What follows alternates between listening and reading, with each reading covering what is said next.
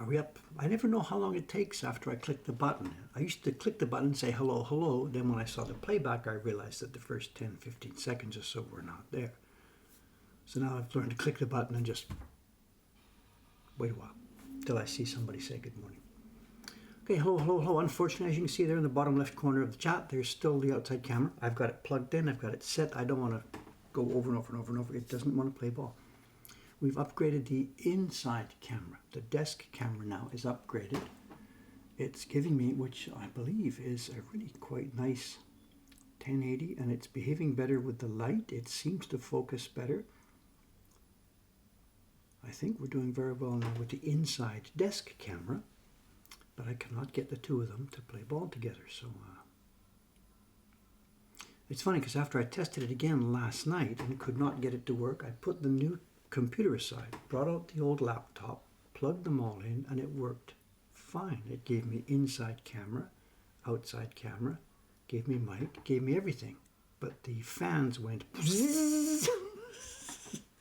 the old laptop just cannot handle the 1080 input with this. So I had a choice. I could try and struggle with that one, or just put the outside camera off for a minute. So today we'll just go with this setup. I'm sorry. I will keep working on this. I'm not giving up. So the new camera, it's the same lighting setup, but the new camera, the old one really was, it was 8 or 9 years old, and it was time to put away. So we have a plus and a minus here. The minus is we can't see outside today. I'm sorry. The plus is I think we are going to get a pretty nice view here. And I'm now getting a bit embarrassed about this. If I don't keep my knife really sharp and stuff, you're going to notice it. So I don't think you're ever going to get a better view than this. It's the next best thing to the camera that looks down through the inside of the scope, I think. Let me know how it goes. At the moment, it's set to focus at the middle here, right about where my finger is. It's set to focus at that point, and it's set to take a light balance from this point and not to fluctuate the light. So if I bring the light and darken in, the camera should give us the same exposure. Before, what was happening when my fingers came in, it was bright, the camera exposure changed. So I think we're going to get a more stable view here today. As always, let me know. We'll see how it goes. There's lots of things I have to learn about this. The camera has lots of settings that I haven't even looked at. There's no English language setting on it. Unfortunately, it's a domestic model only, so I'm trying to struggle with some of the characters that I can't read. So we'll see. Let me carve a bit, we'll chat a bit, see what happens. Yeah, you can see all the hairs of the gumpy right now. As I said, this might be a bit embarrassing, actually, we'll see. I have to really keep on the ball here. Let's do a bit of carving. See how it works in actual real life action. Not sure about the location here, whatever, let's see how it goes.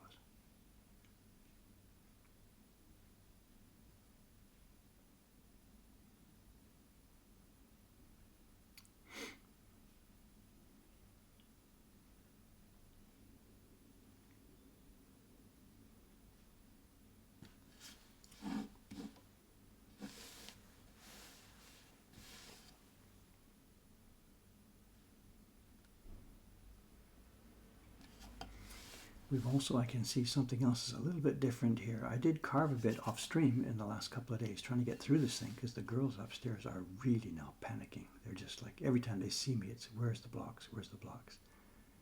They wanted to start printing this in the first week of December. And here I am still messing around with the key blocks. So I did a bit of work off yesterday and I popped the knife just at the end of it, and then quickly and a little bit carelessly actually, I sharpened it. And I guess because maybe nobody was watching, whatever, I worked a bit too fast, a bit too carelessly. And the knife now is sharpened at a little bit too much of an acute angle. I don't know if you notice, it's a bit different from when it was the other day. This is a bit sharper than I would really want it to be here. It's acute enough. It's the kind of acute angle you would use if you were doing lettering, going around all the little corners of the lettering. But it's a bit too acute for normal day-to-day work like this. It's hard to keep on the lines. Because it's so acute, it really wants to wander easily.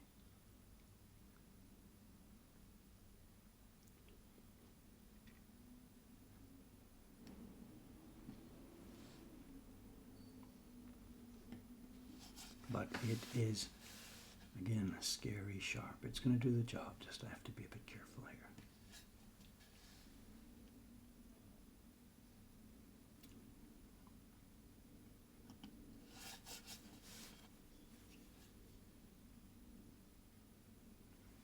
Are we on stream? Are we okay? On view.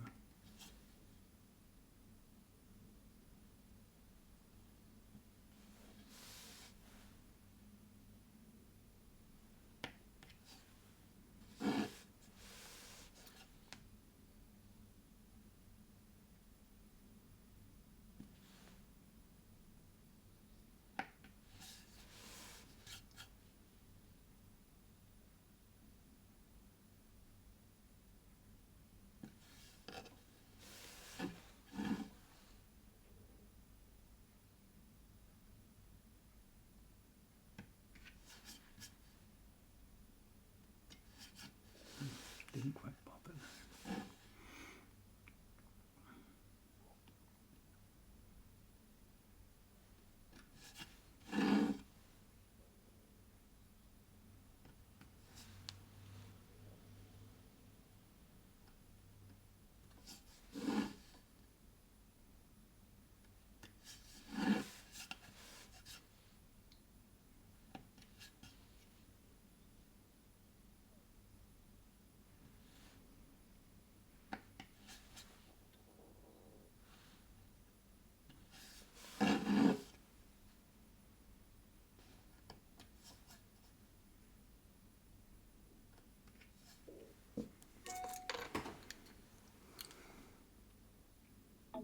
I guess we're okay. The light and dark is so sharp, actually. So sharp. Like someone says, I saw the comment there, it looks like a particularly dense piece of cherry. It's actually not. Down at the other end of it, when we started here, down here, it was quite hard and dense.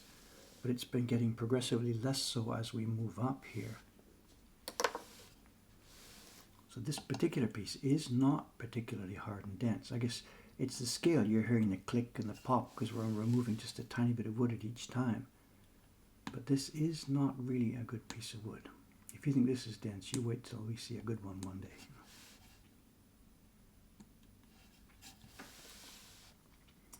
And speaking about wood too, I have a little bit of a, I was going to say an update. It's a non-update. Oh no. Yesterday, the girls upstairs who were preparing to do some printing. I'm going to be posting on Instagram about it later today. They were doing some printing with mica powder. Ayumi-san was working on a reproduction we're doing that needs a mica background. And she had gone to the pigment shelf, and it turned out that we didn't have the particular kind of mica powder that we need for this one. When you buy mica powder here in Japan, ummo, it's graded. It comes in grades. You can buy it very finely ground or a little bit rougher, and it comes in numbers.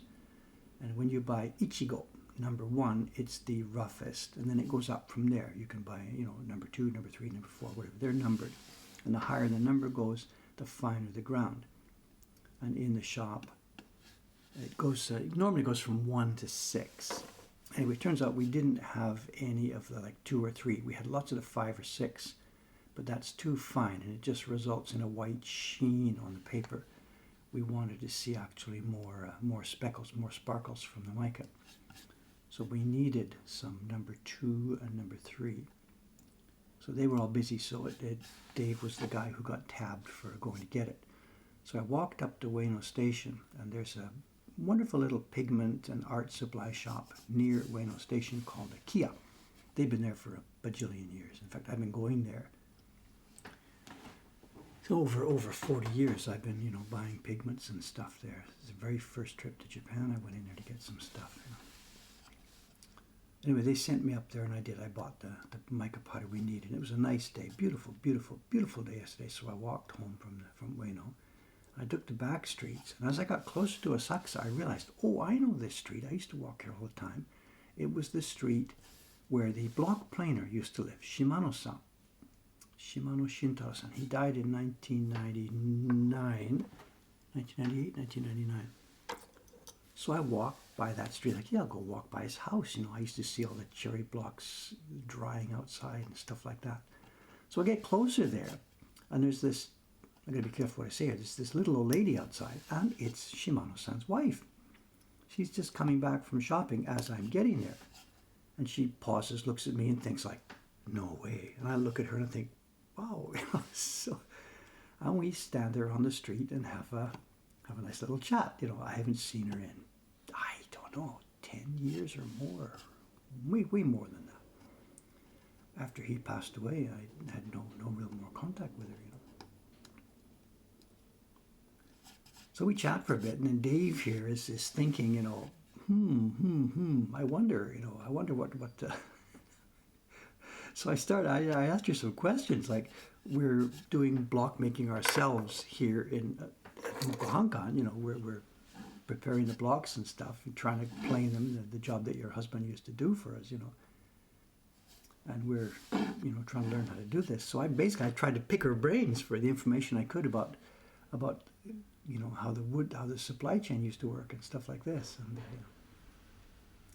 And she just laughed at me. She didn't really know anything about it. And her husband did the work right there in the home, and she saw him do the planing and stuff like that. But the things that I wanted to know, you know, how many years did the wood dry sitting in your workshop here? You know, what was the thickness when the wood came in, and all this sort of stuff. You know, I start giving her the third degree here, and she's just laughing.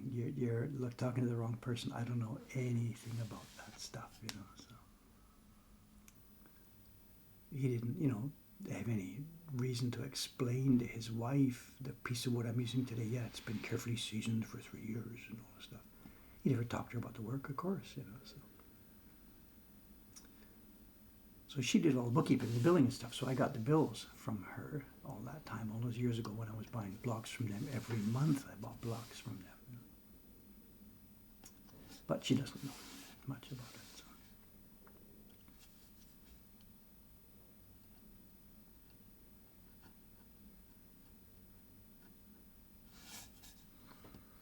Is this okay? It looks awfully bright, you know, when I look over at the screen, it looks awfully bright. Are we okay?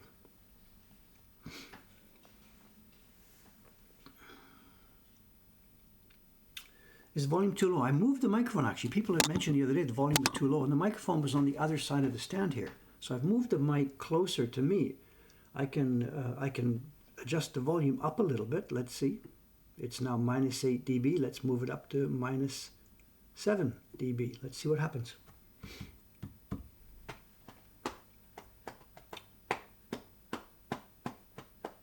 The camera is okay. All right, let me know. Feedback. Paper is out. Dei-chan is upstairs printing. She's doing a pair of the Mystique of the Japanese print. She's doing the Urashima Taro print and the one that shows the old fugu. It's a pair. She's doing that. And she might be finished today or Monday. I'm not quite sure. Seems all great. Okay, let me know. Whatever. Let me know. And I apologize again for the outside camera. We will get that figured out at some point. You know, I don't know.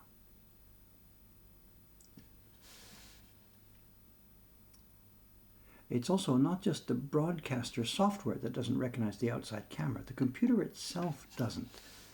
Before I started broadcasting here last night when I was testing, I turned off the broadcaster software and I just used the basic, the QuickTime program that's built into all Macs. And it should have recognized the different cameras and stuff. And it wouldn't recognize the outside camera. So this is not a problem with the broadcaster software. It's the hardware itself. The hardwares are not playing ball. Anyway, we'll get it done. Just patience, please. Patience. It's the only word I know.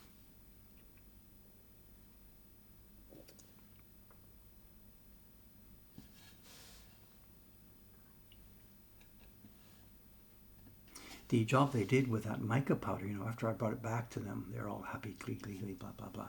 3 of them got together to do that job. And it was technically just Ayumi-san who was printing it. She had come to the end of this sharak design, and the final stage, or almost the final stage, is putting the mica powder on.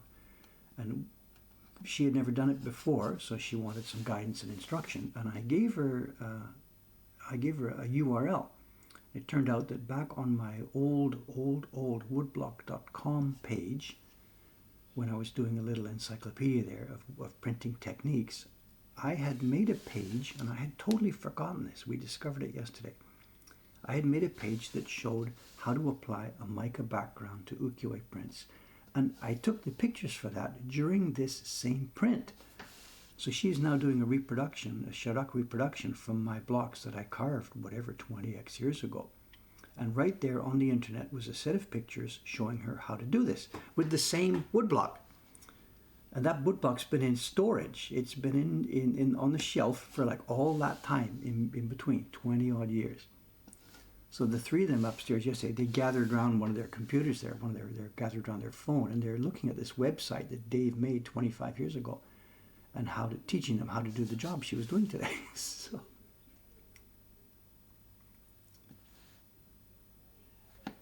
Do I need to find that, or can somebody find that? If you go to woodblock.com, look in the encyclopedia section, look for the, whatever it's called, alternate printing techniques or other printing techniques or something like that. And there's one there that says something like printing a mica background on an ukiyo-e print. I forget what it's called. And it's a sharpening design. And it's a page of like 20 photographs. This may be it. Somebody's got a link here. I hope that's it. If it is, eggs, eggs, eggs all around. It should be a sharpening actor design with a gray backgrounder on the outside. So the girls looked at this, Dave's instructions from a generation ago, before one of them was even born. I put that webpage up and I'm like, give me a break. So we're looking at this, and they followed pretty well exactly what I was doing. But so Ayumi-san started to do it by herself. Then the other girls were watching, can I see what's going on? Because they had never done this before. So what ended up yesterday, there was a party. What had happened was Sugu-san put her own work away for a minute and said, I can, let me help, let's do this together. And Rei-chan said, let me do this together. And it really worked well. The normal procedure is Ayumi-san's printing. She's got the mica powder and everything all around her ready, and she prints the glue lightly on the paper, sprinkles puts a mask on, sprinkles the powder, brushes it off, and away you go. And the three of them set up an assembly line. It's a printing party. And I'll put this on Instagram as soon as I finish this stream here today. I'm going to get some photos on Instagram. And it was really cool to stand there and watch them. And they're chatting around and doing this and passing it on. And, then they switched places, a couple of them, and got this. And the job just went shoom, bang, bang, bang. Then I have to be careful what to do with this, with the money and stuff like this. Because the girls upstairs, they get paid on the work they do, meaning, when they hand in finished prints, that's what they get paid for. They don't get paid by the hour or by the monthly salary or whatever. So the three of them together were doing this job, but at the end of the day, end of the month, whatever, once it's all being cleared, Ayumi-san will get paid for it, but those other two girls spent most of the afternoon working together with her doing it. So they would not normally, they've taken time away from their own production. Their own monthly money will be reduced, and Ayumi-san would get it all. And what's Ayumi-san going to do? She's going to pay them for the help. It doesn't make any sense. So when I was up there, I told them, girls, make sure, this is really cool, you're doing this. Take the time you've used this afternoon and please put that time on your timesheet. Because what we do is they get paid for the prints they make, but there's also ancillary work they do for us. Like Sugu-san one day she may see some of the studio barons need recovering, so she'll put her own work aside and she'll recover the studio barons. She'll spend a few hours doing that. And that wouldn't appear normally in her list of finished work. So they all keep, as well, they keep a timesheet. And the rule is anything you do up here that is not going to recompensate you in your printing, but it's for the benefit of the workshop, of course put it on the timesheet and you get paid that way. So each month their salary, their compensation is made up of the work they have produced, the prints, plus a time component of what they've done for the workshop. So yes, I told them, of course, put this time on your timesheet. And they were like, no, it's okay. We're just helping Ayumi-san. I'm like, put the time on your worksheet. It's difficult to handle them sometimes that way. They're so nice and so helpful. And that's cool. I really love that. It's a wonderful mood in the workshop. But this is a business. They actually, what they did there was productive for the business. There are people working here and they need to get paid for it, but they're sometimes just too There's too much nice guy.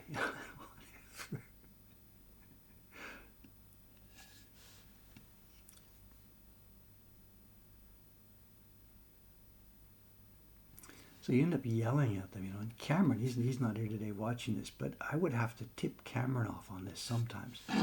We'd get to the end of the month and Cameron was doing the pay sheets or something. And I'd say, by the way, I remember there was a session, Suka-san was going to tie some barons. Did she actually put that on her timesheet? And he says, no, when, where? And I'd give a rough estimate of the date.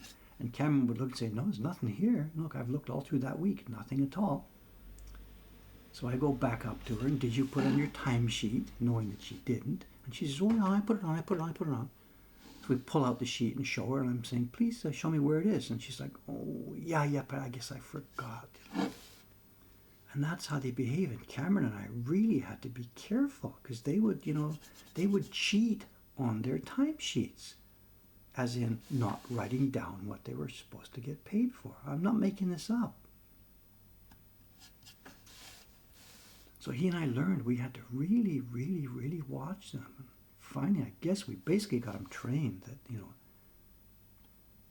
But I don't know. This one yesterday, it's quite possible that it won't be on the sheet, you know.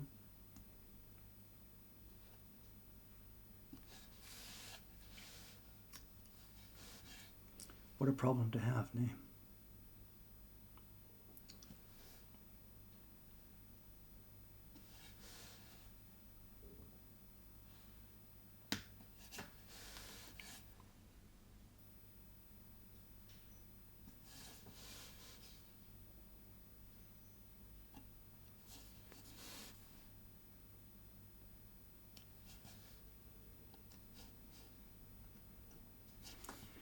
What a problem. Employees cheating on their timesheets. This is looking good. Wow.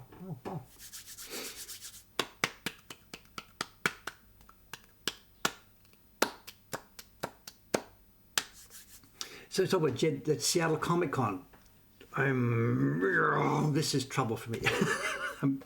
Whatever. There's Seattle Comic Con going on. Jed has a booth there. And the young lady who is running his booth is the same young lady who does the trans-shipping for us. You know, we're having trouble. We can't send stuff directly to the US or Canada right now. So we bulk it up in FedEx, and every 10 days or so we send a box over there. And FedEx really did us a dirty. They put the prices up just a while ago, and they've given us another price increase for next year, an advance warning. Prices are going up again in January. We gave them a box November 18th for shipment to Provo, Utah. Their time schedule says 2 days, maybe 3. It took 11 days to get there. Super special high price from FedEx, 11 days to get to Utah. And it gets there the day before Jed's assistant heads off for Seattle. And this is full of stuff people have ordered from us. A bunch of it's for Christmas presents. Thanks, FedEx. There's no guarantee. Everything is Corona, Corona, Corona. All the contracts are acts of God, Corona, nothing. We've asked for refunds. We've complained. Our manager just says, there's a pandemic on. The package got there. Suck it up. She didn't use those words, but that's the message. So the box is sitting there in Provo, Utah, waiting for this young lady to get back from Seattle Comic Con.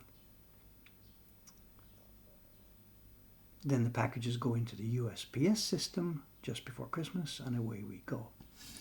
And this box was supposed to be totally guaranteed to get there before Christmas. You know, the next one is sitting here right now. I'm supposed to pack it up, and it's supposed to go on Monday or so.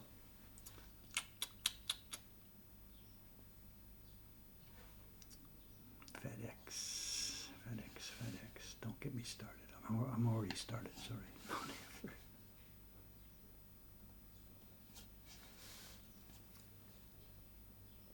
The young lady in question, she normally does a very, very good job for us. She opens that FedEx box, which is full of usually like more, 150, 160, sometimes even around 200 small packages.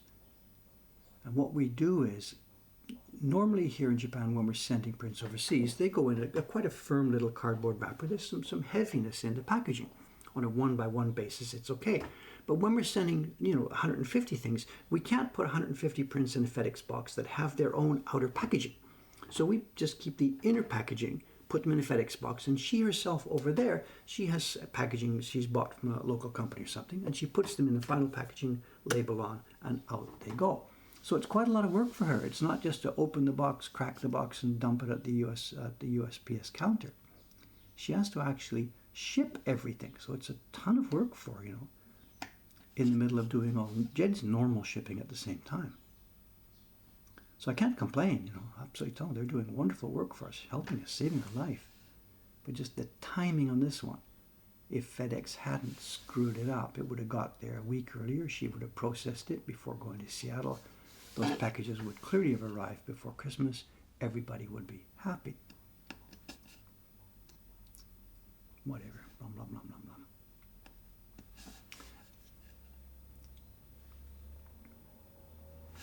I know. It's a pandemic, whatever. It can't be helped. They have a shortage of pilots and this and that and everything else is going on. I know. It's just frustrating.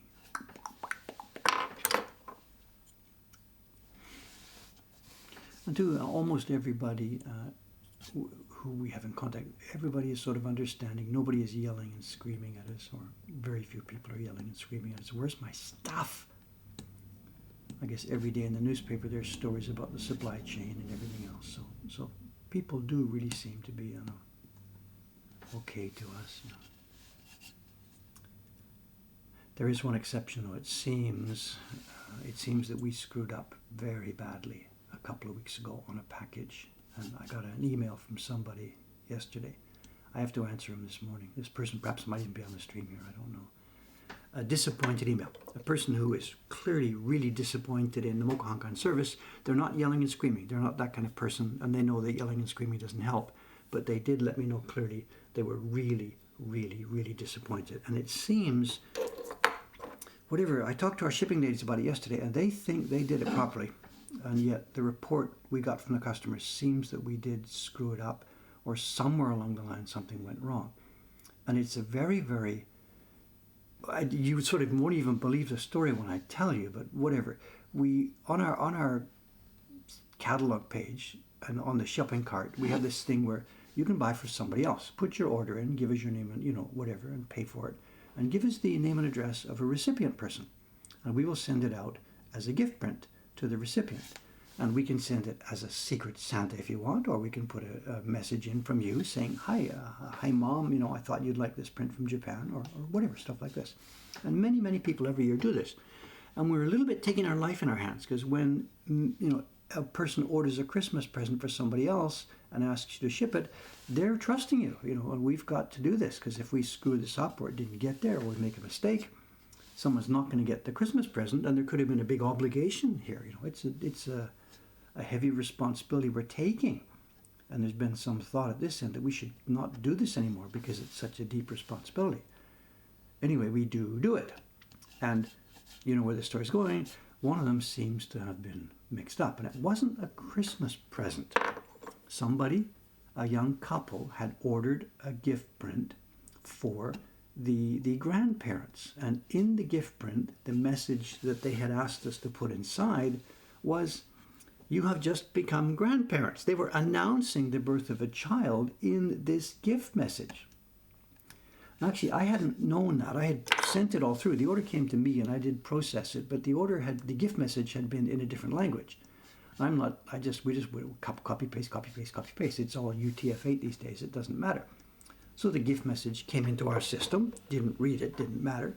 It went through, the gift message printed out on the shipping desk, and our records show that it went into the package. So we think we did everything properly and normally. The message from the young man says it arrived and there was no message inside. They didn't even know who it came from, let alone the announcement of the baby. And it wasn't until later when the young couple had been asking, did you sort of get something from Japan? And why didn't you phone us and say, a baby? There had been no gift message inside it. And what I think must have happened is our packing people put it in there, and maybe the gift message wasn't on top, it was underneath, and it got tossed out with the wrapping. That's my theory, but I don't know. But the young man doesn't know anything about that or care. All he knows is that the parents didn't get the message with the announcement that they were now grandparents. And he is, of course, upset. And as I said, he was polite about this. He didn't yell and scream at me, but he is clearly disappointed at Dave and Dave's team here for not following through, or not coming through on this, you know. And I was supposed to write to him yesterday, but yesterday was a total firefighting top to bottom, having to go and buy that mica powder and everything else. So sometime this morning, I've got to sit down and write a message. And you can't make excuses. I think I did this. No, it's their fault. I can't do that. I have to, bow my head, and the buck stops here, and that's what it is. And I will apologize that it didn't happen like it was supposed to happen, even though I'm thinking at the back of my mind, I did my job. Can't be helped. Did I call and tell the grandparents? So so it says you should send them a compensatory second baby, So I'm gonna, when I write back to them today, I'll do a sort of compensation thing. I will say, here's sort of a gift coupon for our shopping cart. Your grandparents or yourself, your parents or yourself can use this gift coupon. So I will try to do the right thing here. I can't go back in time and change this, but whatever. So this actually might have happened, because the Ome staff says we sent that, and the people say it's not there. So somebody's put the idea on the table here that this could be happening. The "you are grandparents" message could have gone in the wrong package. So, and I'm waiting now for the other shoe to drop here. Someone's going to send me a message saying, "Dave, what have you done?" So, and I have no way, just whatever. Ome had these packages. Ome is flooded. The volume we've had this year is stunningly higher than the volume in anything we've ever had before. So I don't know. I'm not yelling and screaming, even when there are mistakes. We don't do this. I don't play heavy with the Ome staff, Just show people you're disappointed that they made a mistake, fire people, whatever, because the next person's going to make the same mistake anyway. So, yeah, so maybe there's ambulances, somebody's died from a heart attack, and it's really going to be trouble. I don't know. I'm laughing, but somebody is not laughing, and what can I do? Actually, it's good that I didn't send the young man I'm going to send the apology letter today, and I was supposed to do it yesterday. But it's a good thing I didn't, because I didn't think about that idea that the letter has probably gone in the wrong package. So I will bring that up with him in the thank you letter today, in the I'm sorry letter today. But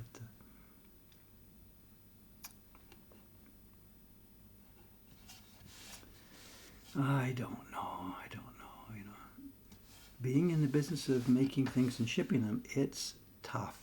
It's tough. I'm not going to make excuses. This is the business we chose.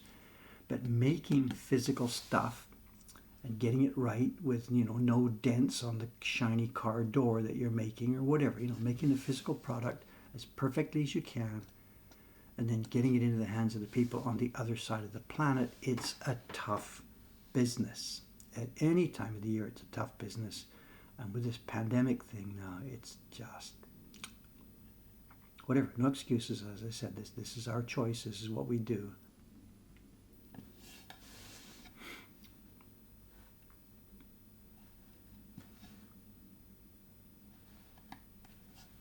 I didn't think of that. It could have gone to the wrong person. I was thinking that it was buried in the packaging, but that's actually quite possible. It could have gone in the wrong package. If so, there's one saving grace in that the message was in French. So, as I said, it was in a different language. So somebody who receives a package with a French message, we'll see.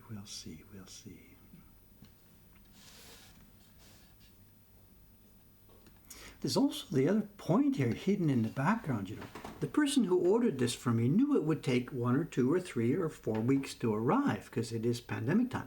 So they kept this news quiet from the new grandparents for like a month so they could announce it this way. I don't know. I guess they're living on the other side of the planet or something. Whatever.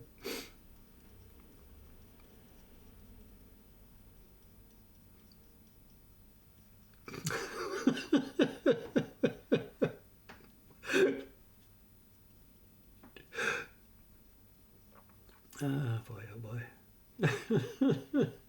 I, Dave does know a bit of French. This was like a 3-4 paragraph little letter. And there's another factor. This is somebody's private correspondence, you know.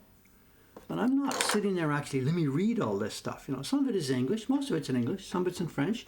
A lot of it's in, I know, even now and then we get a backwards one in Hebrew. We get them in all kinds of languages. And it's private correspondence. So we're not sitting here, what's going on here, you know. I just copied and pasted it. Also, I was busy. Nothing to do sitting here reading letters when I'm busy, you know. This came in while Cameron was off, so I was processing the orders. Last thing I'm going to do is sit here reading somebody's mail, you know.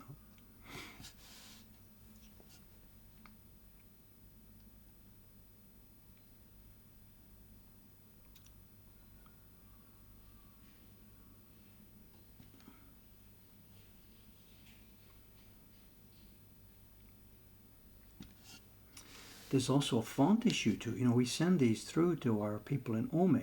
They go in, I get them into our system. The message comes to me through our shopping cart, so it arrives in the database. It's already been dropped into the database in UTF-8 format. So the database doesn't care about fonts. The database just gets the message, whatever they typed into their browser window. That's okay. So we do get the message. But we have to print out the message and put it in the package. And now we've got the question of fonts. And people have sometimes asked for stuff, and we don't even know what language it is, and our printer at the other end just prints out square boxes. It didn't have the required font. And that's happened a couple of times, and Ome has called me what's going on. So I've had to handle it at this end. I've had to make a PDF and it with embedded fonts in it for Ome so that they can print it out and get it into the physical package. So it's actually not a trivial thing to do, putting an open form on your website for people to put messages in and then saying go for it, because you know you get people from whatever, Kazakhstan and anywhere typing stuff in.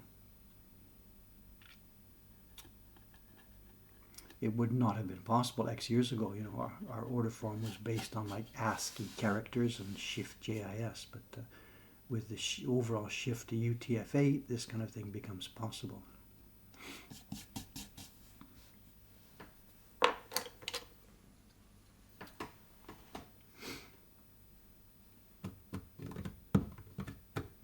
So wingding, so whatever, so.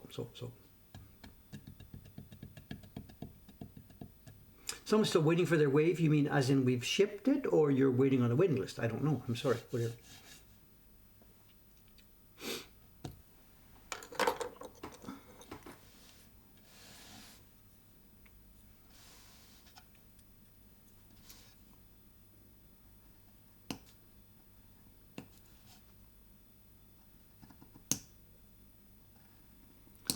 We have a show and tell today, and in fact I have right now on my desk, I have a staggering embarrassment of riches for show and tell. As I said, we've got those 4 packages of Hiroshige small print sets. We looked at one the other day, we're going to look at another one today, but more stuff came in last night, and there's all kinds of stuff I want to show you.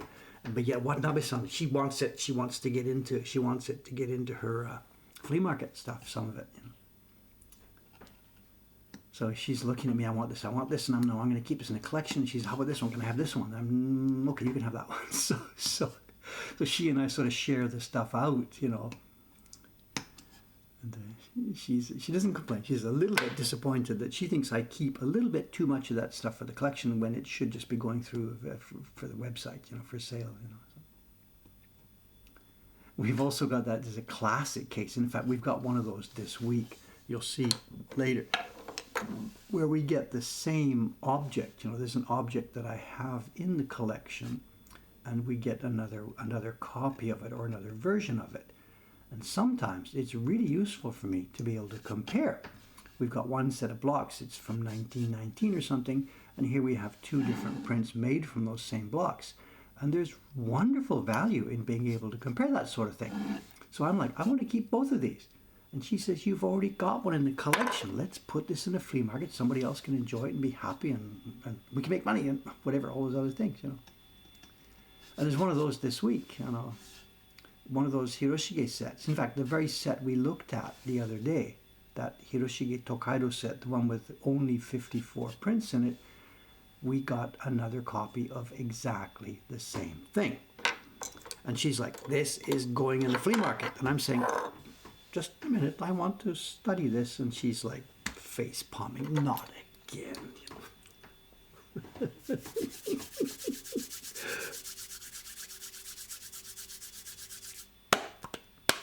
Have I seen any space-themed wood prints? You mean as in outer space, space-themed?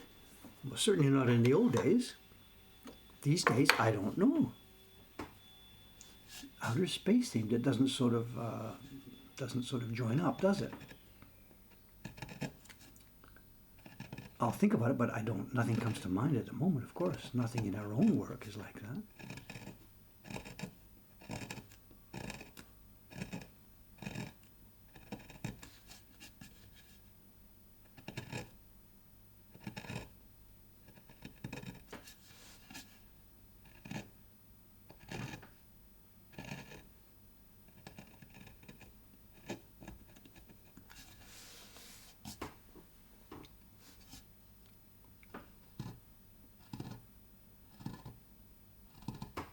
Do you recognize a different crunching sound, long grain and cross grain?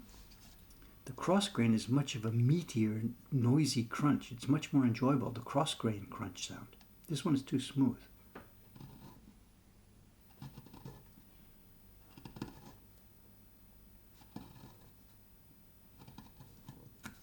This one is satisfying, noisy.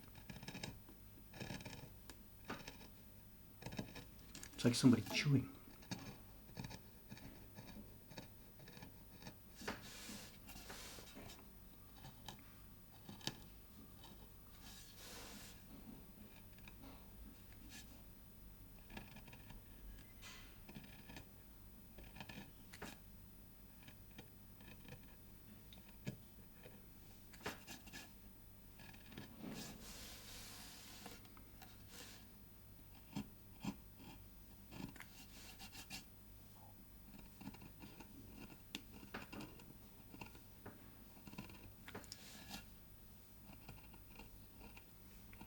I'm really looking forward to getting the outside camera back up and running because there was going to be another change in it. When I've been doing my testing, once I put this new camera up inside here the other day when I was testing, I thought right away, okay, let's do this. Let's take the old desk camera, the camera that was shooting onto the desk here, and let's put that one outside. I tried that first actually, and then of course after the problem started, we switched back to what it was before to see if there was a problem. No. But the camera that used to be on the desk and the camera that was outside up to now have a completely different field of view and a lens and a zooming system. So when I was setting it up, I noticed that if I take the old desk camera and put it outside, it will give me a wider view. So once I do get this up and running, we'll be able to see the sidewalk on the left with our floater. And we will also be able to see the front door of the bag lady shop and the ninja shop quite clearly because the camera has a wider field of view. And I think she's out there sweeping right now, and we will actually be able to see her sweeping. Big news.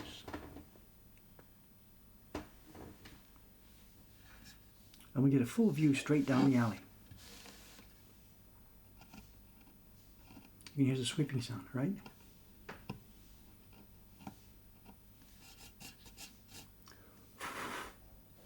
Coming soon to a theater near you.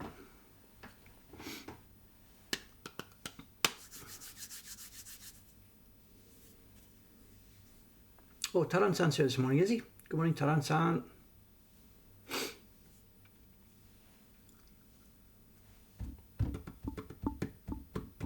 Live sweeping on stream, so there's no outside mic either today. I'm sorry. We'll get it back. I'll work on this. I'll work on it.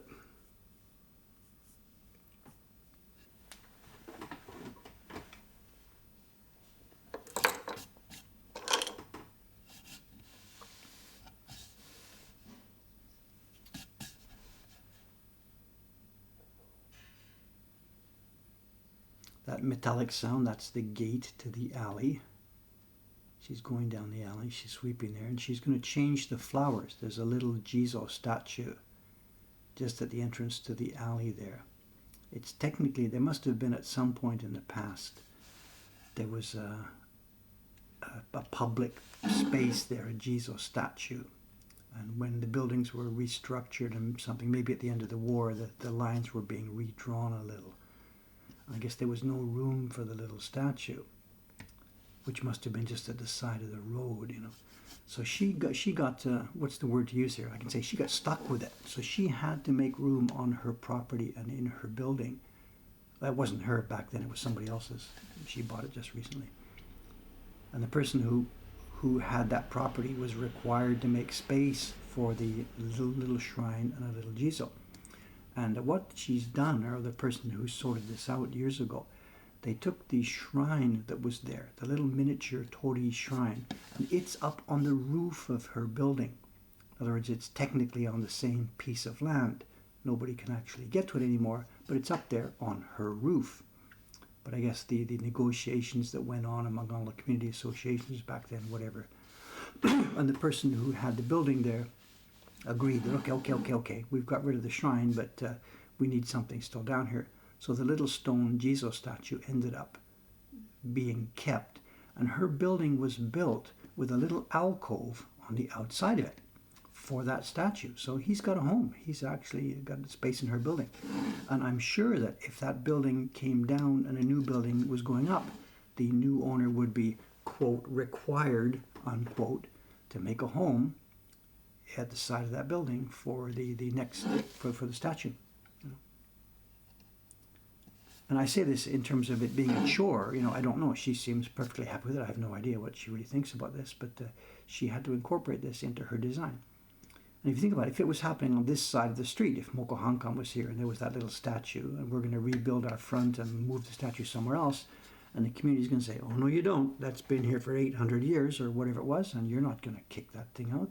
That's been here longer than you have, And that's kind of cool to be in a community that has those sorts of things, but I imagine for the big real estate companies building the hotels and banks and stuff, what are they going to do,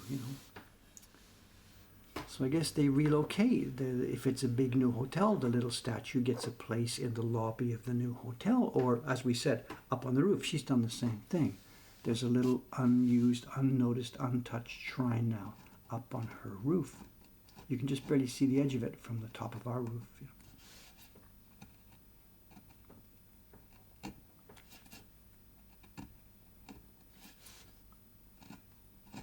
I guess it's the same in any culture, any city, any older city. There was old churchyards and graveyards, and now it's going to become skyscrapers and towers and banks. And what do you do with the old graveyards and stuff? This is not just something specific to Tokyo. This must be a problem all around the planet when there's modernization of a place that has been there for many, many years. I never really thought about this or had nothing to do with this growing up in Canada, because Canada wasn't that kind of place, but. Place like Japan, Tokyo, yes, absolutely. You can't move without something being down there, London, way, way, way more. London goes way back.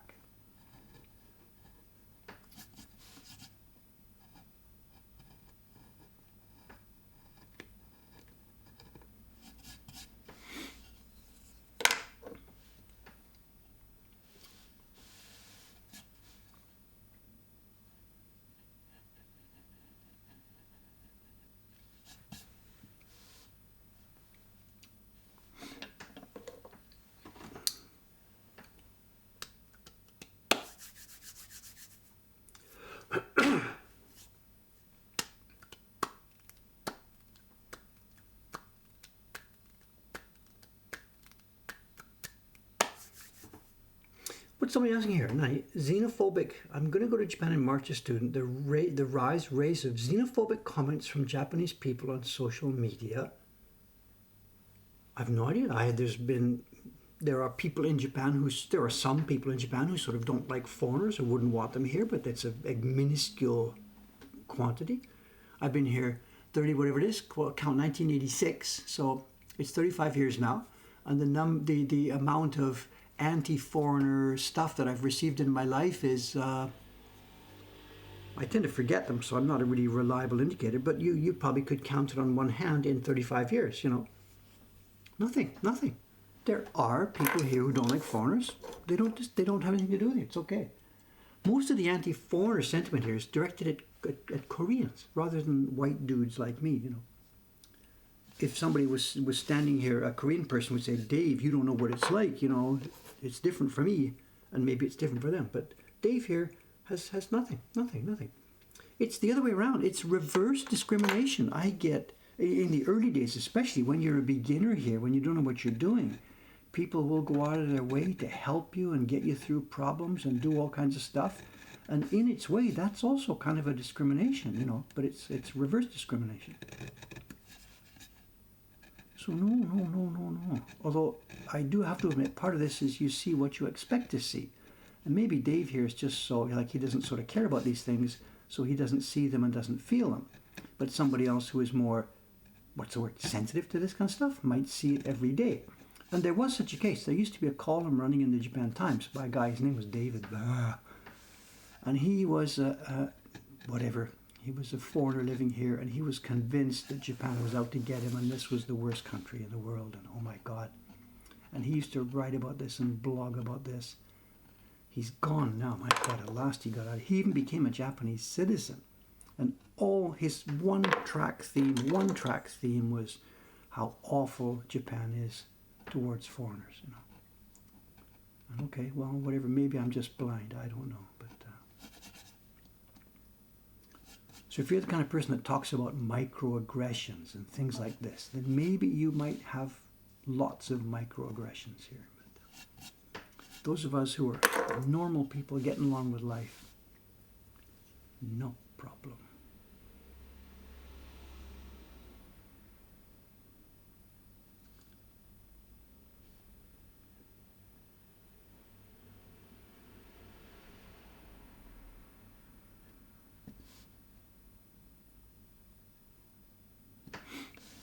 Having said that, there is an episode that is a little bit related to what you're saying there. I think I told this episode on the stream here because it happened, 3, 4, 5, 6 months back. And whatever, I'll mention it again here then, and you can make your own decision. Does this mean Japanese people are terrible or nothing or whatever? I had to go to the Ome workshop. This is, as I said, half a year ago. Took a trip out to the Ome workshop. I needed to carry some stuff. So I took my luggage trolley with me. And it happened that it still had the airport labels on from last time I came back. There I was on the train, a foreigner with luggage, and it's got a big label that says Haneda. And nobody, absolutely nobody, sat down on either side of me. They would come closer, turn and walk away and go sit somewhere else. Racist, anti-foreigner, in the middle of a pandemic. Here's a guy who's just arrived, it seems just arrived from the airport, or just simply, I don't really think I want to sit there. I think I'm going to go and walk in the next carriage. So I didn't even really realize what was going on until after a while I realized what was going on. And you could call that racism or something if you want. I don't see it that way, actually. I don't see it that way. People talk about the gaijin seat. It really doesn't happen much anymore, There's another different person in the Japan Times. They feature this story all about this. It's on their homepage, featured with a link. The gaijin seat. And one guy, I think the story says, the gaijin seat, after 10 years it still rankles, or something like this. And I honestly don't see this in normal moving around town. You sit down, somebody sits next to you, sit down. When you go and sit there, nobody gets up to leave. I really do not see that. But that day, with the trolley, the gaijin seat's real, happens to me all the time. John, there's a couple of things happening here.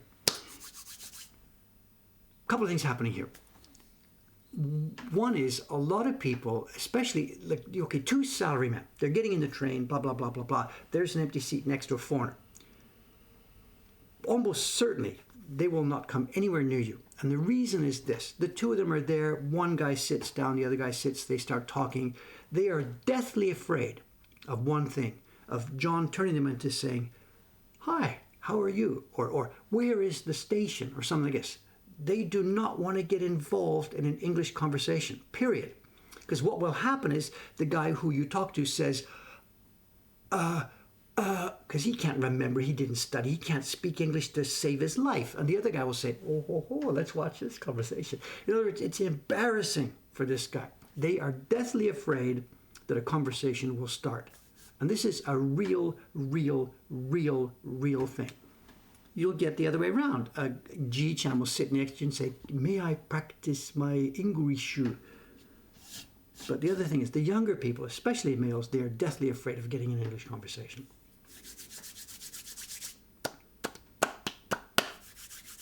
Whatever. You tell your experience, I'll tell my experience, but whatever this, So this is it. So they do not want to avoid, they want to avoid small talk. Exactly. Especially when their workmate is there and their workmate can then see, he's told me he was so good at this. Now let's see how it works, And yet the guy can't carry a conversation.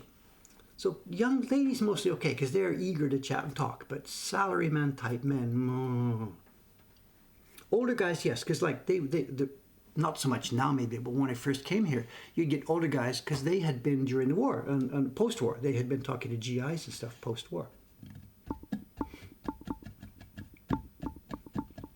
These things are all mixed together, and all I can do is I can relate my experience. And for me, the concept of a gaijin seat is almost now.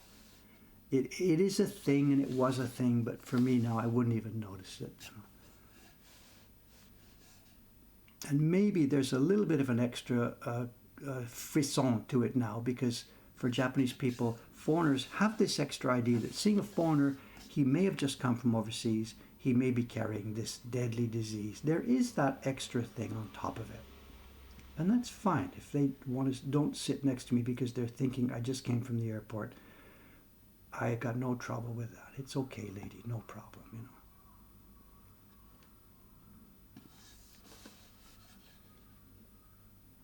The gaijin seat still rankles after 10 years. And if you let it rankle, it'll rankle for 100 years. Leave it alone. Let it go. Enjoy Disneyland.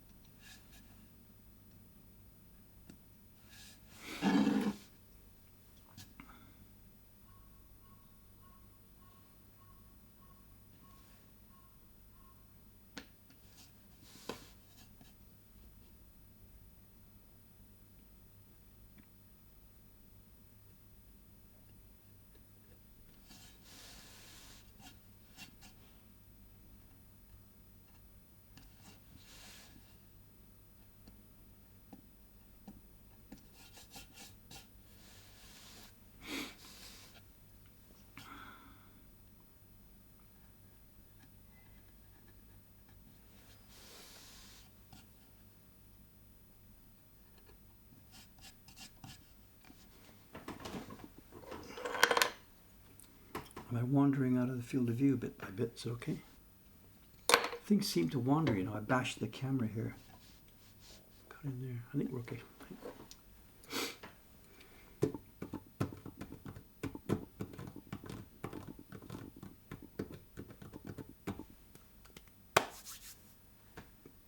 Oh, beer. Somebody's mentioning beer. That reminds me, I got an email this morning. I don't remember the word-by-word content. The point being said, what was the content? Let me look it up, because this is funny. Hang on a sec.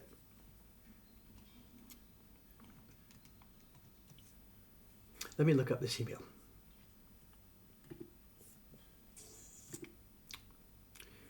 The email says, I see that you have Sierra Nevada Celebration on tap.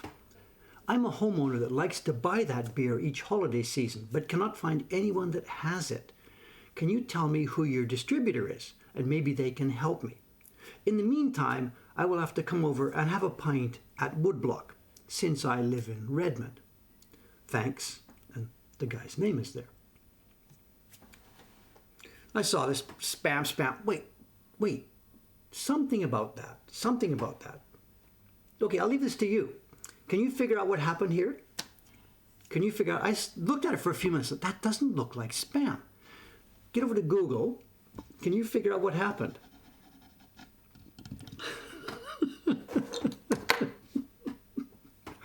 It wasn't spam.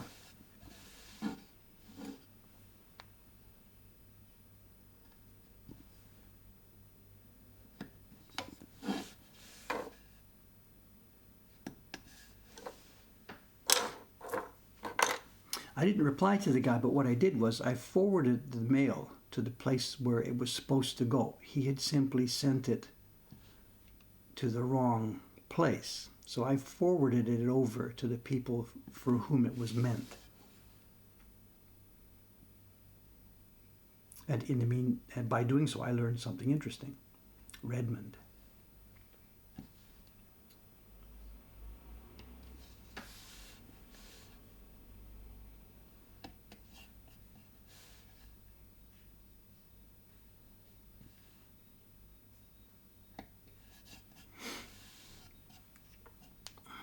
Come over for a beer.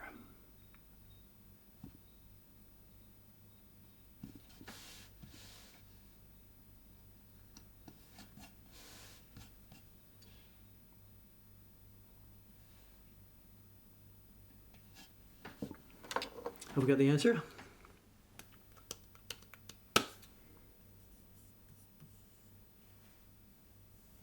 Somebody's got it. It's a company called woodblockredmond.com. And in fact, there's a tingling here in the back of my head many, many years ago. And I think they wrote to me years ago saying, can they buy the domain name woodblock.com? And I think my webpage, my own webpage at woodblock.com doesn't actually get updated daily. It used to be massively updated all the time. But woodblock.com now is sort of Dave's personal website. And most of my activities are at Mokuhankan. So it's clear it's that brewery, I think, other people do. There's a company in England, I think they now have woodblock.co.uk. They tried actually to steal my domain. They wrote to my domain registrar saying, we want to transfer this domain to us in England. And the domain registrar wrote to me saying, is this okay? And I'm like, give me a break. No, so somebody, the one in Britain tried to steal it. These guys, not at all. And it may even not be them. I have a memory that somebody in America who was a company related to Woodblocks who wrote and said, can we make a deal? Can we buy your domain name? And I'm like, no, I'm sorry. I've been here since 1997, 1996, I think, 1997. And this restaurant started in like 2016 or something. So I 20 years before you. So, whatever.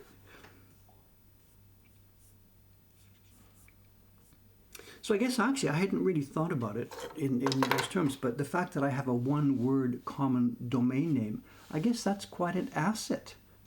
I don't know. It doesn't matter anymore because nobody types in domain words anymore. You don't type in URLs. So I think at some point after the internet exploded, domain names like mine became actually valuable because they were the only access for people typing in or remembering a domain name. But now nobody types in a URL anymore. We just click a link from somewhere else. So I don't know if my domain is actually immensely valuable and it's something I need to leave to my children and blah blah blah. I don't know the current feeling on it. I said no to the request. I don't want to sell it. We could, I suppose, incorporate all my own web pages. They could come under the Mokuhankan website. So if I did get an offer that was like an offer I couldn't refuse, I suppose I could do that, but I don't know.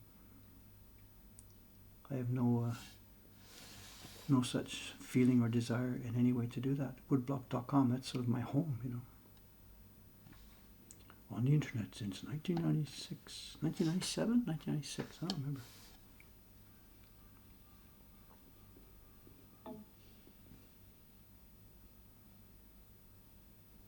So the email, I forwarded it to the people at the Redmond,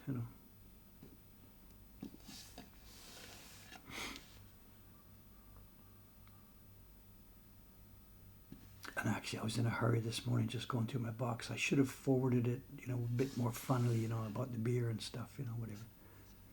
but I just forwarded it over quickly. Here, guys, this is for you.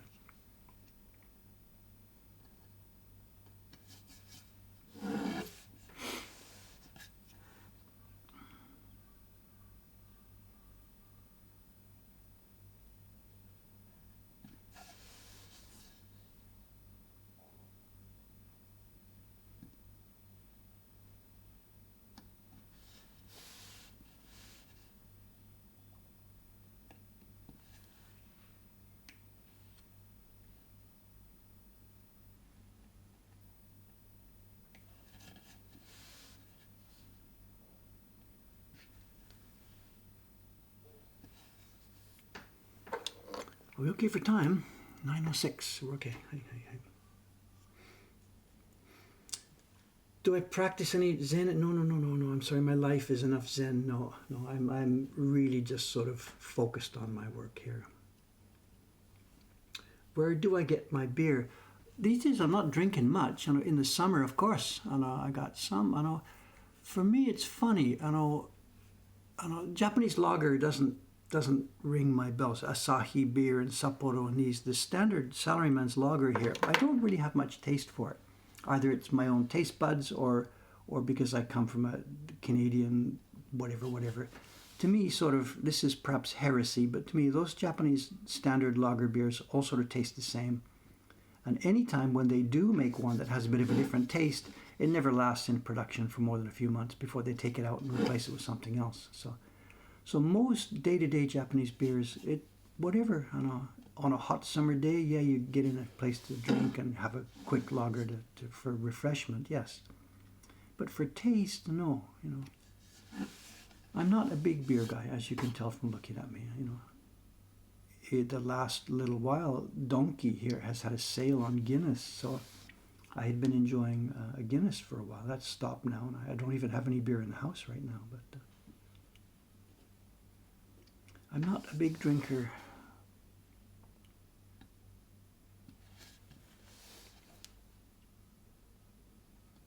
I think last time John was here, I think we went over to one of the local restaurants and had dinner and whatever, Chujoki, just the standard lager beer on the table, 1 or 2 each, I think. But it's not really for taste enjoyment, it's just for refreshment. The massive craft beer boom that sort of washed over the rest of the world is sort of incipient here. It doesn't seem to be really taking off. There have been bits of craft stuff happening here, and what happens is as soon as one of them starts to get on its feet, Asahi buys them or Sapporo buys them and then puts it to bed. The big beer companies here clearly see a threat from a craft beer movement, and they're not legally allowed to crush it, but they just buy those guys out and put them down. So there is no flourishing craft beer business here in Japan at all. At least certainly not in Tokyo. Maybe out in the boonies, there's local places that are doing well. I don't know.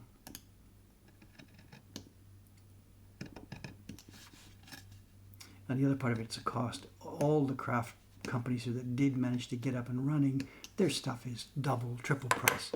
Instead of like 400, 500 yen for a beer, it's 900 or 1200 or something, and it's just not sustainable when you want to enjoy beer with dinner. And I get it; their costs are high, and things are what they are. But so there's no real nice beer situation here in Japan. It's just simply lager up and lager down.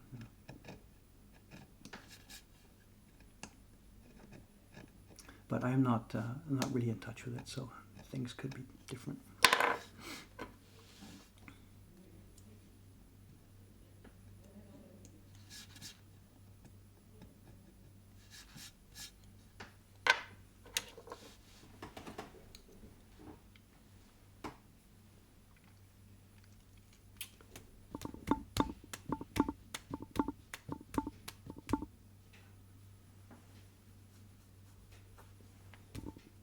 Yeah, that thing John's mentioning, Asakusa is Asahi territory.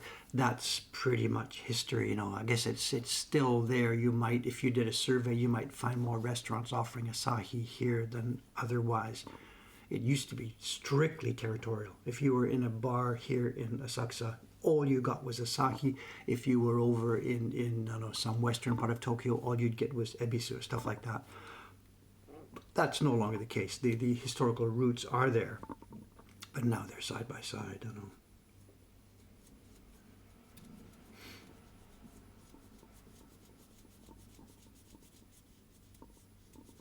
The sort of European situation someone's mentioning there, of course, there's nothing like that here.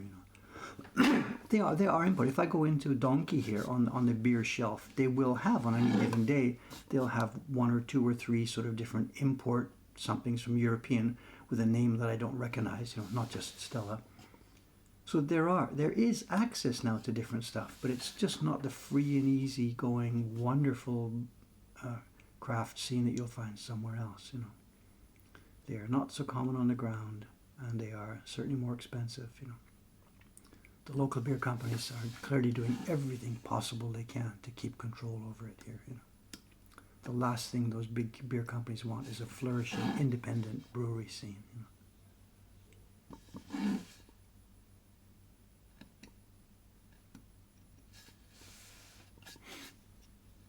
But compared to years ago, yeah, sure, there's all kinds of stuff that is available here if you go out and try and find it.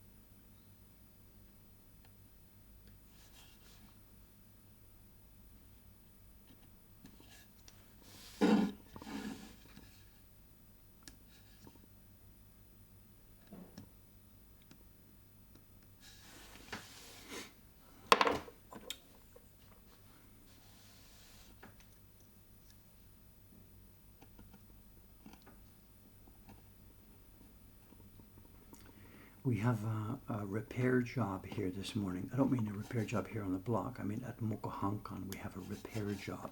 I got to say this story without names. A package of prints came in yesterday from one of our outside printers. Very experienced person. Normally, I will happily open these prints on the stream in front of you, and we look at them and we appraise them, and away it goes. The package of prints came in yesterday, and the person involved had not actually carefully looked at the instructions we gave. The print is a little bit different. It's one of the prints in this year's subscription series. And there's something a little bit different about it. And in retrospect, I should have actually, when I sent the job to that printer, I should have called him and said, hey, there's something about this print. Can we check on it before you start? And I didn't. Partly I forgot, and partly I was, whatever, this person will do it okay, So I didn't say anything to him. And the prints came back, and they were no good. There wasn't one of them that I could have sent out.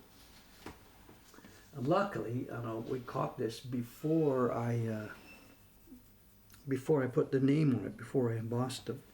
So the prints yesterday, they went upstairs, moistened, and we are going to try and put one more impression on these to fix them. And that's what Ray-chan's doing today. We moistened them last night, and it's funny. We were talking about this. I showed the girls yesterday when we were doing that job about all the mica powder. I brought the package of prints up, put it on the table, and said, look at this, guys. Look, we just arrived. And they're all like, hey, no way. Didn't he read instructions? And no, he didn't read instructions, and whatever. So they're like, what are we going to do? So it's funny. I said, well, there's really one more thing. We can moisten them again and reprint that particular troublesome area. And all 3 of them said, okay, I'll do it. They know Dave is busy and whatever. They know that's going on. I said, no, girls, you're busy. Just whatever you guys do it. I'll moisten them today, and then tomorrow, Saturday after the stream, I'll do this job, And they're all like, no, I can do it. And so what's going to happen, we moistened it yesterday afternoon up there together. And this morning, Day-chan is coming in today. And she's like, I want to do it, I want to do it, I want to do it. And I'm like, no, you're busy, get to your own work. And I should do this. I'm the guy at the, the buck stops here guy. So she and I are going to wrestle today on who's going to do this one. And if we can do it, because this is a delicate registration. He did his printing with a certain level of moisture in the paper. And now the paper has been dried, and now we've re-moistened it. And if it doesn't have exactly the same level of moisture, the registration won't work. So this is not a guaranteed done deal that we'll be able to do this. So we've got a bit of a little stressful little episode coming up this morning after the stream here is over. The colors are all different. The white balance on this camera is different. Okay, let's have a show and tell.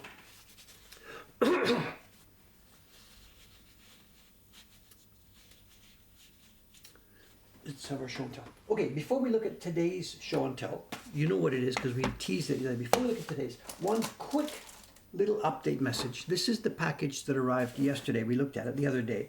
It's the package of Tokaido prints prepared by a publisher. And I think I gave a pretty wide range of times. I think I said something like 1890 to 1910 or whatever. I was early on this. I got some information sent in by somebody on the stream who has some prints from the whole set.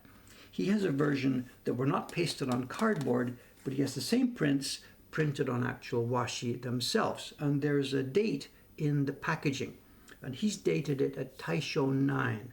Taisho 9 means, I could have looked it up, 19, they're 9, it's 9. Taisho 9 is 1919 to show. So I was 10 years early on my estimate of when these things were made. And he has what looks like really quite a nice set of these in Taisho 9, 1920. Yeah, it depends what time of, the years at that point were still on a bit of a different So anyway, 1919 or 1920. So it's exactly 100 years old. Or I still actually could be right, and the blocks were carved around where I thought they were carved, 1900 or 1910, and he simply got a later printing. They kept printing, and selling them and putting that date on them. So it's quite possible we are both right here. But as I was flipping through them, before we get to today's show and tell, one thing I have got to just point out to you quickly here. Those of you who saw my David's Choice video about the Tokaido series. In the Tokaido series, I showed a picture of the Kambara design. It's the one that was used for a Weezer album cover, the famous one with the people walking in the snow and the mountains all around. And I mentioned the story in there that modern researchers think Hiroshige didn't actually go there. He did those prints based on stuff he had seen before and looked up somewhere else. And the theory is he saw an old travel guidebook that mentioned a little mountain town called Kambara, which is in the mountains up in Gifu or Niigata, and copied that. The real town of Kambara is down by the seashore and has no mountains. So here is Hiroshige's, one of his subsequent Tokaido sets.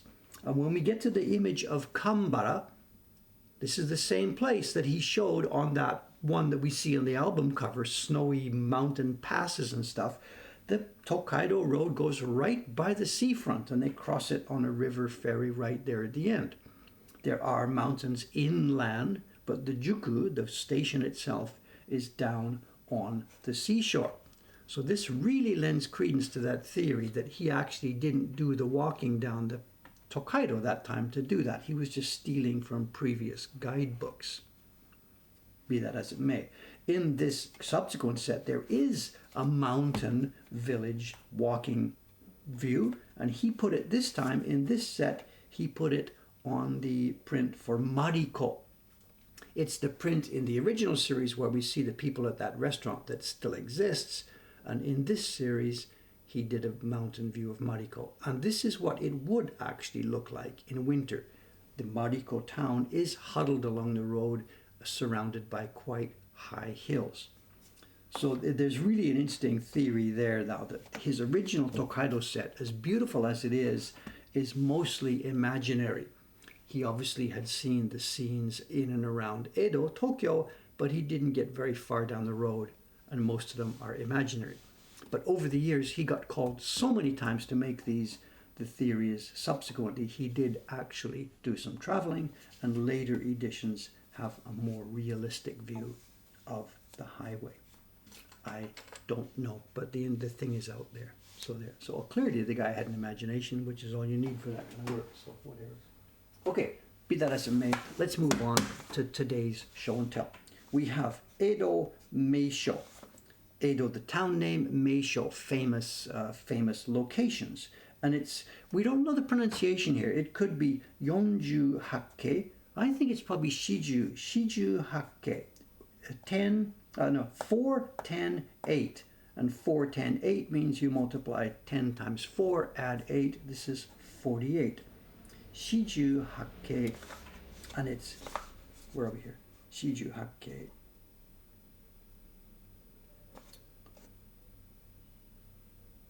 I'm not quite sure. It's not Hiroshige. I'm not quite sure. This is, Hiroshige ga. So. And this series, it's published by the same publisher we had, and they've given an English pamphlet, 48 Views of Edo, and we have the wonderful little spelling of their name. It's obviously a companion set to the one that we saw, Shin Edo, and their English scrambled version of a copyright. Author, writer, printing prevalent, they were trying to express the idea that this was copyright protected. And we have the 48 Views of Edo. And if you quickly went to a website that shows the various print sets of Hiroshige, this one frequently doesn't appear on those websites. Because what we are looking at here, we are looking at something from, the original was 1860. This copy is going to be, as we saw, 1910, 1919, 1900, somewhere on there. Just take my 20-year window and move it back 10 years. 1900, 1910, 1920. This is a series of postcard prints carved and printed as woodblock and then glued onto cards for actually people to use in the mail. And I said it's 1860, which means this is really not, don't tell anybody, it's really not Hiroshige. It's one of his apprentices who at that point was in the process of taking over his studio. This is the number that's referred to as Hiroshige 2. This is a totally different guy from the original Hiroshige. This is Hiroshige 2. Having said that, they're still whatever. They're still beautiful, delicate woodblock prints. And again, for those of you who are new here, everything you are seeing here, everything you are seeing was carved and printed by hand. The key block work, the black lines, are the same as what you saw me doing a few minutes ago with this one, although on even a smaller scale. And all the colors are also printed by woodblock. The red you're seeing here, this is the blood red of dead tuna fish, because this is, the opening of the series is Nihonbashi, and it's Nihonbashi that says at the top here, Nihonbashi Uoichi, fish market. And that's, in the old days, the fish market wasn't at Toyosu where it is now, nor was it at Tsukiji where it was for many years. The main fish market used to be in Nihonbashi. And look at the size of the fish, these guys. These guys are bringing in these giant maguro, and here we see them. Look at this. Look at this. There's two guys staggering along with this thing. How much does one of those things weigh? That's 150 kilos to show. Yes, Rod-san here is mentioning. That's it. That's where I got the information. I said, and somebody else sent me the images here, and you sent 1909, I believe, is the information you sent. Taisho 1909. Thanks for that, Mr. Rod-san. Thank you.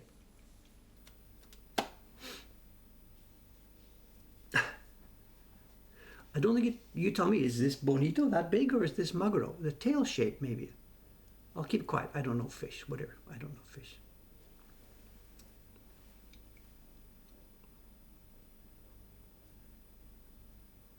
Big enough. And we have 48 scenes all over Tokyo. We can't go through all 48, but let's have a look through some of them. You know, the cynical viewpoint is that this is Hiroshige 2, and clearly whatever, I don't, he wasn't a son or anything. He was just one of the apprentices who at some point had been given, he won the race to be the guy who will get the name after the head guy dies. You know, I don't know anything about the background, whether Hiroshige himself trained carefully and brought this guy up. I don't have any idea. He is the one who got the name Hiroshige 2, and the general mood and feeling is that it's just not there. The magic is not there. The guy learned how to draw, the guy learned how to do it, but everything is extremely pedestrian. But having said that, there's lots of pedestrian work in the main Hiroshige stuff too. And if you're one of those people who thinks that there's genius and everything else, they think that then that the genius works from the main Hiroshige are the ones he did himself, and the ones that are not so interesting are the ones that the apprentices did. I don't know. Nobody will ever, ever, ever know. But the dating on this clearly is this is Hiroshige 2. And the stick figures really are. They're sticks. You know, look at this. We've got little cross legs. The standard classic cross-legged stick figure.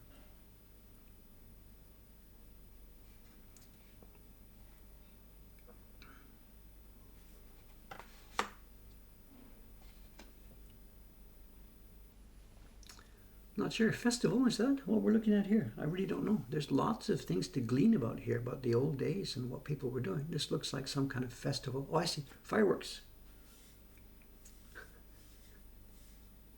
Fireworks.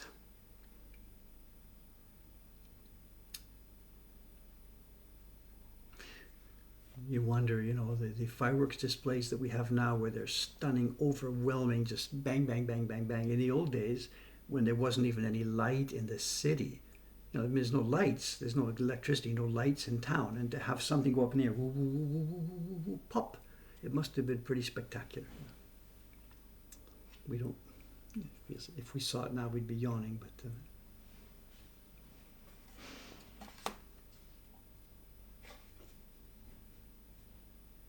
What's this? Looks like Ochanomizu.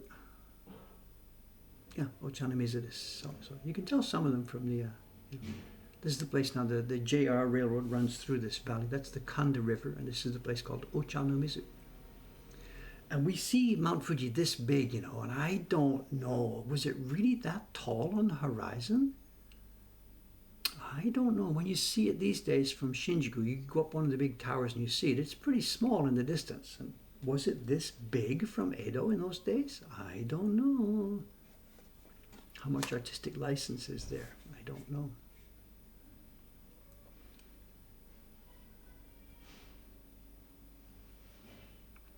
Descending geese, or is this autumn moon? Who knows? They're pretty well made, you know. It's a really nice, pleasant little set. None of this is great art. It's a little bit touristy. They were sold originally as in two forms. They were sold as individual sheet prints of the Oban size, and they are found frequently. They come up in the auctions all the time. This must have been a very, very, very popular, well-sold set. The originals, for the most part, are not very carefully printed at all. They are on a very thin, ragged paper. They're not carefully made, but they're made in huge quantities. And that would have been 1860, and then the following decades, as the blocks still kept being used, then this set would have come along about 40 or 50 years later as a reproduction set. By this time, Hiroshiges are long gone. There's no copyrights. Just they make what they want to make, you know.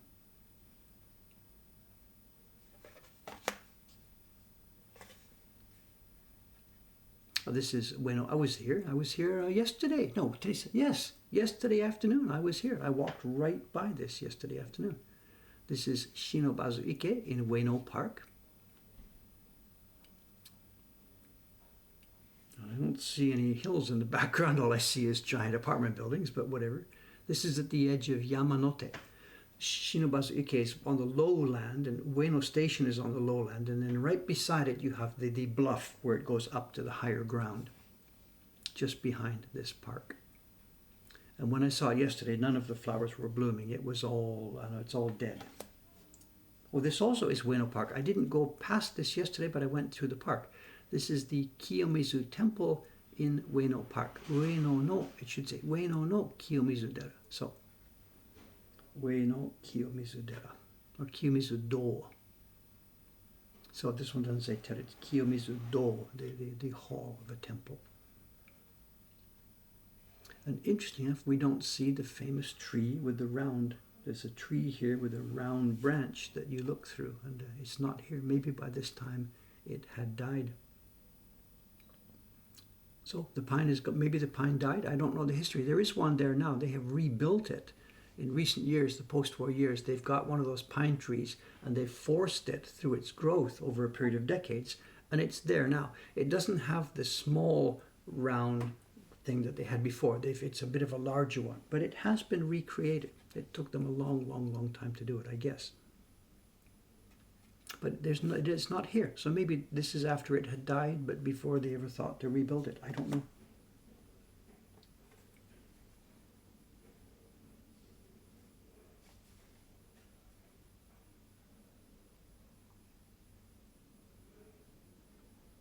I guess this is Nezu Shrine, perhaps. I think Nezu Jinja, Nezu Shrine. I really, really, really would like to get these off the backing, you know. We talked about this before. I talk about it all the time. These could be removed. The pigments that are used on this kind of print are water fast. And if I took any one of these cards and put it gently into hot water, warm water, and let it soak for enough time to soften the card, these prints could be removed from their backing card. Probably. If you don't have experience, it's not something you should be trying at home, but they could be removed from their cards. I won't be doing it. Just too much, way, way too much to take on. And there is a risk. It's extremely thin washi paper, and if you're not really, really careful, you can destroy the print doing this. You know. And we've got a nice set of 48 here, so it wouldn't be cool to destroy one or two of them. You know, if they were some random old prints, that's fine. But if you don't know what you're doing, don't try that, because many of the prints in the late Edo and Meiji, they're made with pigments that are not water fast. And you might put the print in water, and 10 minutes later you've got pink water. So if you don't know what you're doing, don't even think about it. We know these pigments, we use them ourselves, we know what to do. Oh, this is Oji, there's the famous waterfall. So this comes up in woodblock prints all the time. In fact, we have a print in our own catalog showing two people taking a shower or rinsing themselves under this famous waterfall. It's really funny, this doesn't exist anymore. It was really, really famous. We've got all these illustrations showing this waterfall, which is like 5-6 times as high as a human being. And it totally, absolutely now doesn't exist. There's a place where you can take a picture where it says the Oji waterfall. And it's a little concrete thing, and there's a trickle of water running on top of this concrete thing, and it's about yay height, about the height as me. That's all that's left of this thing. So as part of the general reconstruction in the modern era of getting rid of the old rivers and trainways and, you know, figuring out the flood control and stuff, this is now history. It's long gone, long gone.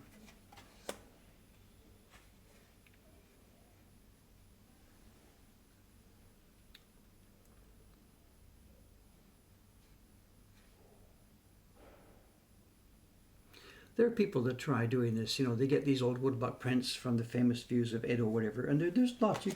People are always publishing books like this, recreations with modern photographs of the old places.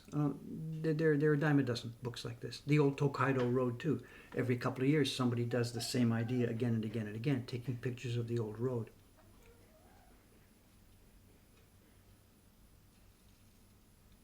Again, I've been there. This is nothing like that high. This is like, it's like 1 story, 2 stories to the top of that embankment. There's no way it looks like this. I don't know how much artistic license and how much change over the years. I don't know. This is closer to home. This is a scene near we are here. This is the Sumida River. Not too far from us here.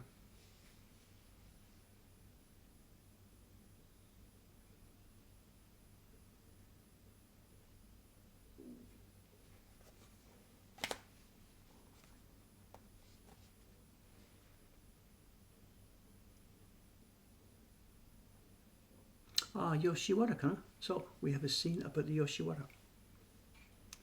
Doesn't look like this anymore.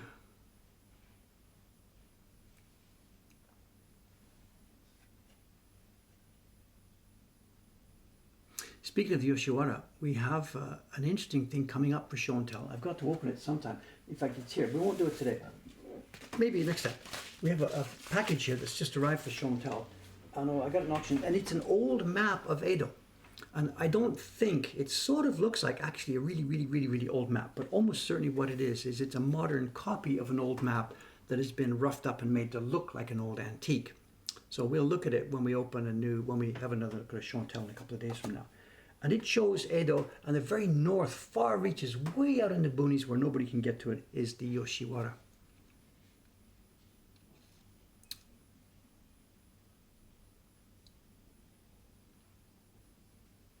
Is this Asakusa? I can't read the kanji there. What's the kanji? Machi. I can't read the characters, but this very much looks like Senzoji Temple in the background. But I'm stuck on a character here. Sorry about that. Anybody can read it? Rangaksha, are you here today? Can you give us a reading on this character? Let's finish with this one too. I gotta get going. I gotta get to work upstairs. Can we get a reading on this? Oh, I can look at my cheat sheet. There's a cheat sheet involved with this. There's a package. This is number 20. Saruwakamachi, Saruwakacho. Saruwakacho. So this would be, I guess, Asakusa Temple in the background. So someone's got to look at the list. Okay. Give me a break. Give me a break. Please give me a break. Okay. Okay, enough for now. I really do have to get to work. So. The numbers there too, you know. It says number 20. Every one of them is numbered on this. This says number 20. Have they been in order? Next one is 21. Yes, they are in order. So sometimes the brain works, sometimes it doesn't work. Whatever. That's it. Okay. Thank you very much. Now. There are people, I thought I was going to get lots of crap about this today. We are now almost finished the carving of the key block here. In fact, a few minutes more work, I will be finished the carving of this cat creature. And I know everybody wants to see this thing about carving the straight lines on the edges here. And I thought I was going to get some stuff. Maybe there is in the stream here. Dave, don't do that off stream. So here's the promise. I will be starting this right away. Maybe tonight I will be carving more of this. I will preserve and I will keep at least a couple of these boxes undone so that we can see the straight line carving with the ruler on one of the upcoming streams, on the next stream, I guess. But I cannot wait. I have to get going on this. As I said, the printers are waiting. But I promise you, I will keep at least one corner of it so you will have a chance to see the special, spectacular, nothing special idea of using the straight line knife. Thank you. Okay, I am out of here. I'll see you again 2 more days from now. Monday morning for me, Sunday morning for most of you guys. I hope by then I will have the third camera problem solved. I don't know. No promises. I will try and do what I can. Thank you again. Thanks for the friendship. Thanks for the companionship. I can't put up the outside camera today, so we'll just simply sign off from here. See you later Monday morning or Sunday, as it may be. Bye for now. See you then.